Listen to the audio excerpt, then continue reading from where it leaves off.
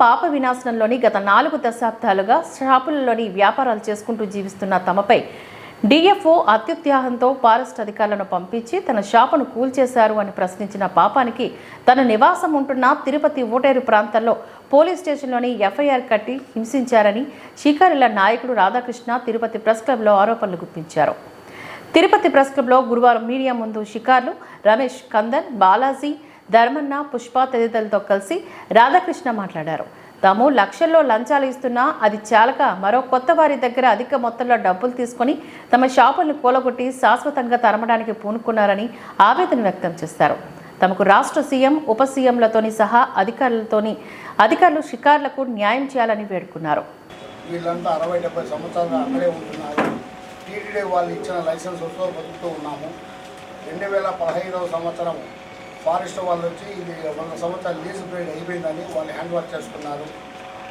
అప్పటి నుంచి వాళ్ళకే మీరు మీ షాపు బాడుగులు ఇవంతా కట్టుకొని మీరు అక్కడే జీవించండి, మీకేమి ఇబ్బంది లేదు.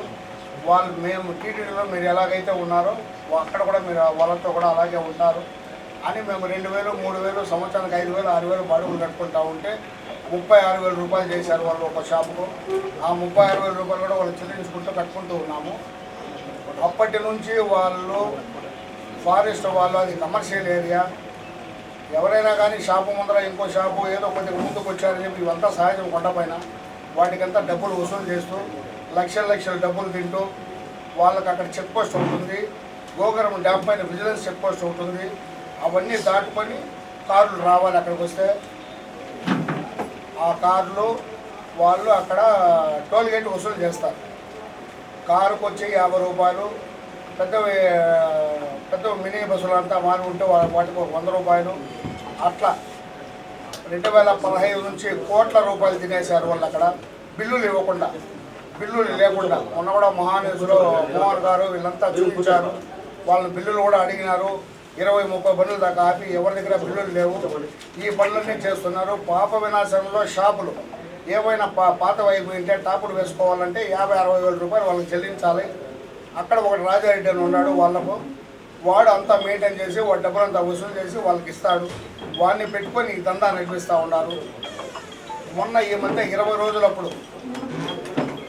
రోజులప్పుడు ఒక షాపు ఫోటోగ్రఫీ అతను జైన్ రాయాలని అతని ఫోటోగ్రఫీ ఉంది. అతనికి ఒకడు బాబు అని ఫైనాన్షియర్, అతను ఏదో వాడికి అప్పిచ్చుంటే అతను కట్టలేకపోతే అతని దగ్గర 45 లక్షల రూపాయలు షాప్ కొన్నాడంట. కొని ఆ ఫోటోగ్రఫీ చేసుకోకుండా వీళ్ళు అతనికి ఫుడ్స్ బిజినెస్ పెట్టించారు. పైన ఒక ఫుడ్స్ లైసెన్స్ షాప్ ఉంది. అతనికి ఇబ్బంది కలిగి వాళ్ళని అడిగితే ఇద్దరు ఎత్తేసి వాళ్ళిద్దరికి గొడవలు పెట్టి ఇవంతా సృష్టించి అతనికి 2 ఫ్లోర్లు కట్టించాలంట, కింద ఒకటి పైన ఒకటి. అలాగని చెప్పి ఛానల్ దగ్గర ఒక 2-3 టన్నులు ఉంటాయి ఆ ఛానల్. అవి ఫారెస్ట్ వాళ్ళు వాళ్ళ వెహికల్స్ అక్కడికి నైట్ టైం చీకటి టైంలో తరలించి జనరేటర్ టాటా సుమో అంత ఉంటుంది జనరేటర్, టైర్లు ఉంటాయి కార్లు టైర్లు అంత ఉంటాయి వాటి. ఆ జనరేటర్ తీసుకొని వచ్చి ఫారెస్ట్ వాళ్ళ వెహికల్లోనే దగ్గరే పెట్టుకొని ఆ విజువల్స్ అన్నీ కూడా ఇచ్చాము. మహాన్యూస్కు ఆ విజువల్స్ అన్నీ కూడా వేశారు. ఛానల్ పేరు చెప్పండి. ఛానల్ పేరు జరిగింది చెప్పండి. ఫారెస్ట్ వాళ్ళని అడిగితే మీకెందుకు మీరు పోరా అని చెప్పి కొట్టేదానికి వచ్చి వాళ్ళు వీళ్ళు అందరూ వీడియోలు తీసుకున్నారు. ఆ వీడియోలు తీసుకున్నప్పటి నుంచి ఆ వీడియోలు నైట్ నాకు పంపించారు. సరే తెల్లవారితో పోయి నేను అడిగితే ఏం సమాధానం లేదు వాళ్ళ దగ్గర. ఆ విజువల్స్ నా దగ్గర ఉన్నాయని నేను బయట పెడతానని చెప్పని ఫోటోలు ఎక్కడ కూడా వాళ్ళు అక్కడ జనరేటరు అవన్నీ పెట్టుకొని ఉండడము అవన్నీ కూడా నేను ఇస్తే ఆ గడ్జుతో నా షాపు ఇట్లా ఉంటుంది. ఈ షాపును నేను లేనప్పుడు మొత్తం డెమాలిష్ చేసి ఈ మాదిరి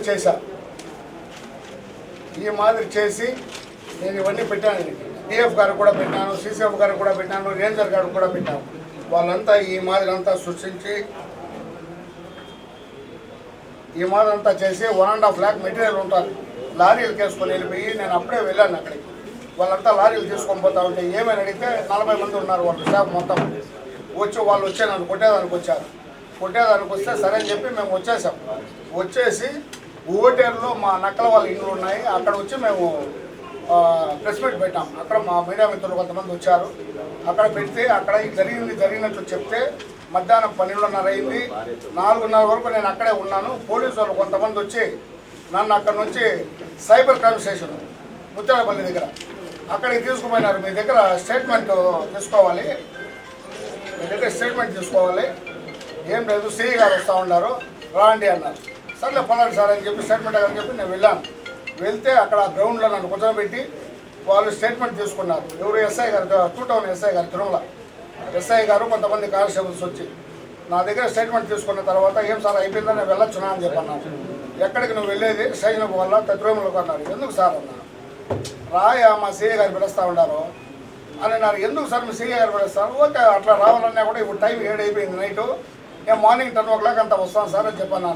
అట్లా కాదు మా సిఐ గారు ఇప్పుడే పిలుస్తున్నారు అని అంటే నేను రాను సార్ అని చెప్పి ఆ క్రైమ్ గ్రౌండ్ తరుపుకొని బయట గేట్ వరకు వచ్చేసాను. నన్ను తరుముకొని వచ్చి 20 మంది పోలీసులు నన్ను అడ్డగించి రోడ్లో విజువల్స్ కూడా నా దగ్గర ఉన్నాయి.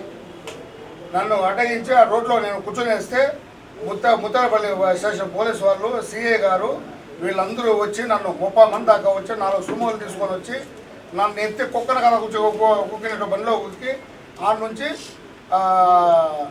ఇది యూనివర్సిటీ పోలీస్ స్టేషన్ తీసుకోపోయినారు. యూనివర్సిటీ పోలీస్ స్టేషన్ దగ్గర తీసుకొని అంత లోపలనే మా ఎమ్మెల్యే గారు నాని గారికి ఫోన్ చేసి చెప్తే నాని గారు మాట్లాడినారు ఎస్పీ గారితో, వీళ్ళతో సిఐ గారితో, వీళ్ళంతా మాట్లాడితే ఏమయ్యా ఎందుకు తీసుకొని పోతా ఉన్నారంటే పోలీస్ స్టేషన్లో నా దగ్గర సంతకాలు తీసుకొని పంపించారు. ఎందుకు సార్ ఈ పని చేస్తున్నారంటే డిఎఫ్ గారి ఇంట్రెస్ట్ అంతా. నేను మొన్న పోయి వాళ్ళని అడిగినందుకు వాళ్ళందరూ డెమాలిష్ చేస్తూ ఉంటే మా బాధ మా ఇది ఇంకా మేము చెప్పుకోమా, ఆ చెప్పుకున్నందుకు డిఎఫ్ గారు ఇంట్రెస్ట్ అంట. ఆ ఇంట్రెస్ట్కు సిఐ గారు హట్ అయ్యి నా మీద ఎఫ్ఐఆర్ నమోదు చేశారంట. అంత పని చేసి నన్ను నైట్ 10 గంటలకు వదిలినారు ఆ స్టేషన్ దగ్గర నుంచి. మళ్ళీ వచ్చేసినాము. ఇది సార్ జరుగుతూ ఉండేది. పాత్రికేయులకు మా మీడియా మిత్రులకు దయచేసి నక్కల వాళ్ళు అక్కడ ఓటేరుకు వచ్చి ఒక్కసారి చూడండి సార్. అక్కడ పరిస్థితి రోజుకు వాళ్ళ పూట గడిచేది కూడా కష్టం సార్. వాళ్ళ ఇళ్ళల్లో కూడా ఒకసారి చూడండి సార్. బియ్యం కానీ ఉప్పు కానీ పప్పు కానీ ఉంటాయేమో. ఆడంతా వల్లకాడు చేసేసారు సార్, వల్లకాడు చేసేసారు పాపనాశంలో. ఒక్కసారి పాపనాశం కూడా అందరూ ఒకసారి విజిట్ చేస్తే మేము అక్కడ ఉండే పరిస్థితులన్నీ చెప్తాం సార్. మీరే వాటి వాస్తవాల కాదని మీరు తెలుసుకొని ఆ తరువాతనే తెలియజేయండి సార్. మిమ్మల్ని పాత్రికేయులను మీడియా మిత్రులను మేము కోరుకునేది ఒకటే సార్. మాది సీఎం గారు, ఫారెస్ట్ మినిస్టర్ గారికి వాళ్ళకు చేరేంత వరకు మాకు సహాయం చేయాలని వాళ్ళ దగ్గర కూడా వెళ్తాము. తమ ద్వారా మాకు తెలియజేస్తే ఏదో మా బతుకులు బాగుపడతాయి, ఏదో మేము హ్యాపీగా బతుక్కుంటాం సార్. అన్నీ డెమాలిష్ చేసేసారు సార్. ఒక్క నోటీస్ లేదు, ఒక్క ఇది లేదు. మా బిల్లులు కూడా చూడండి సార్, బిల్లులు కట్టుకున్నాము.